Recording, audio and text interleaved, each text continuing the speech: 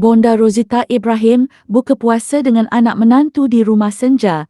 Iftar makan sardin goreng, taga kasar, sayur kacang panjang, jantung pisang, sotong dan air laci. Alhamdulillah, hari ni nampak tak tu si anak Cina ni. Tu anak si Pizza. Ni bonda dekat rumah bonda yang selalu bonda buat live tu.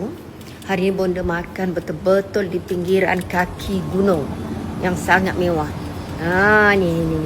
Gunung je mewah, tapi makanan kita kat luar kat sini, sedap udara. Malam berbang senja memang sangat syahdu hari ni. Gitulah kehidupan saya. Hari ni lawak apa ya bonda ya? Makan tak ramai hari ni. Ni ikan sardin je, togi kasar.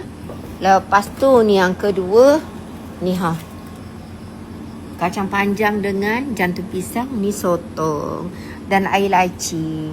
Ni rumah bonda ni jarang saya buat story. Sejak akhir ni bonda malas sangat nak buat story, tak tahu kenapa. Saya rasa lagi seronok hidup terpencil. Mungkin terlampau banyak desakan media sosial. Ni mendekor baru, banyak macam dekor lah saya buat. Nak tengok tak?